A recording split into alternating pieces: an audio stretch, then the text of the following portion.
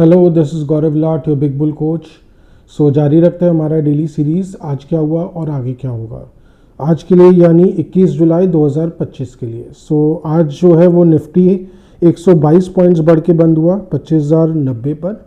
वही अगर bank Nifty की बात की जाए तो वो 670 पॉइंट्स बढ़कर 56,953 पर बंद हुआ। That is up 670 points, closing at 56,953, just shy of 57,000। So bank Nifty का तो देखिए 57,000 से जो कश्मकश अभी भी थोड़ा चल ही रहा है, उसके ऊपर टिक नहीं पाता है। देखते हैं अब इस बार बढ़ के आया है तो क्या करता है। वही निफ्टी की बात करें तो वो आज 25,000 को तोड़ के बंद हुआ। सो सुबह को तो बाज़ार थोड़ा नीचे ही खुला था, खुलते के साथ थोड़ा और नीचे गया। निफ्टी जो है वो 24,900 को तोड़ा। वो ऐसा क्यों हुआ? क्योंकि रिलायंस जो है वो खुलते के साथ एकदम से गिरते ही चला गया। 2% नीचे ही खुला था और गिरते ही चला गया। लगभग 1 से 2% नीचे खुला और एकदम से गिरते ही चला गया। वाई? बिकॉज कहीं ना कहीं मार्केट थोड़ा नतीजों से तो निराश था। उनका जो फॉरवर्ड लुक है वो भी कुछ खास नहीं आया, जो फॉरवर्ड आउटलुक है। और उसके अलावा जो प्रॉफिट ग्रोथ था वो मेनली उनका अदर इनकम के कारण ही आया, जो 9,000 करोड़ का अदर इनकम उन्होंने दिया है। कहीं ना कहीं मार्केट में डिसअपॉइंटमेंट था और वही दिखा।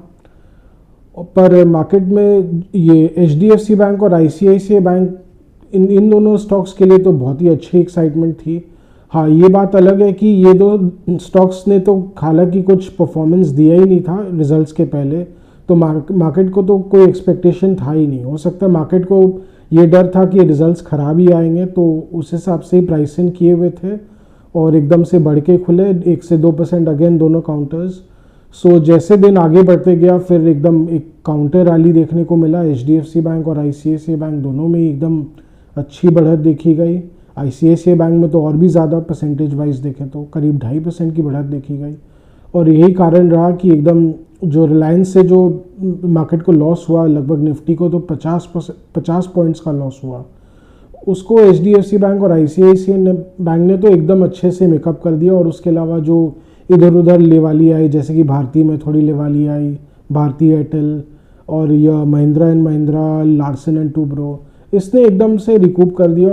और निफ्टी जो है वो एकदम अडिग रहा, फिर 25,000 के ऊपर ही रहा। हालांकि बार बार गिराने की जैसे कोशिश की गई या मार्केट खिसकता हुआ दिखा 25,000 से नीचे, पर बार बार उसको रेस्क्यू कर लिया गया और एकदम सही लैंडिंग पे लाया गया। और फिर धीरे धीरे जैसा कि लास्ट के 1 घंटे में तो बैंक निफ्टी में और अच्छी लेवाली देखी गई फाइनेंशियल्स में, जिसके कारण निफ्टी जो है वो 25,100 के पार चला गया। हालांकि उसके थोड़ा नीचे बंद किया, बट ठीक है।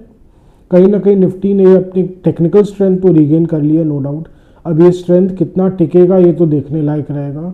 हालांकि अभी तो 100 पॉइंट्स, करीब 110 पॉइंट्स गिफ्ट निफ्टी ऊपर है। हो सकता है कुछ हद तक तो इंस्टीट्यूशनल बाइंग के कारण भी है। जो इंस्टीट्यूशनल बाइंग अभी आज देखने को मिला, करीब 3500 करोड़ का DIS की तरफ से खरीदारी देखी गई है। हालांकि FIs ने भी आज बेचा है, लेकिन कोई बहुत ज़बरदस्त बिकवाली नहीं की है, 1600 करोड़ के आसपास बिकवाली की है। लाइकली थोड़े बहुत रिलायंस के शेयर्स उन्होंने बेचे होंगे और इधर उधर कुछ बिकवाली की होगी, पर कोई मेजर बिकवाली नहीं की है, ऐसा तो एकदम साफ दिख रहा है। और DIS ने तो आराम से नीचे चापा ही होगा। वो तो बाय द डिप्स का तो उनका स्ट्रैटेजी रहता ही है, फिका हुआ माल तो उनको पसंद ही है। वो जैसे दीवार फिल्म में है ना, कि एक आदमी बोलता है जो बूट पॉलिश करने वाला बोलता है ना, मैं फेंके हुए पैसे नहीं उठाता। DIS का तो उल्टा ही कंसेप्ट है, मैं तो फेंके हुए माल ही उठाता हूँ। FIs भले ही बोलने दो मैं फेंके हुए माल नहीं उठाता, तुम करने दो ना, हम तो आराम से फेंका हुआ माल लेंगे, धीरे धीरे करके अपना जमा करेंगे, long term, ultra long term invest करेंगे। उनका तो यही थ्योरी है। बैक टू मार्केट्स, तो मार्केट का भी मोटा मोटी यही सिनारियो है। मिड कैप्स ने भी हालांकि आज ठीक ठाक परफॉर्म किया, 300 पॉइंट्स ऊपर था मिड कैप 100। अगर ये निफ्टी जो है वो 25,200 के ऊपर और थोड़ी मोमेंटम दिखाता है तो क्या पता ये वापस 25,500 की ओर, क्या पता जो है वो उसकी तरफ जर्नी दिखे उसकी।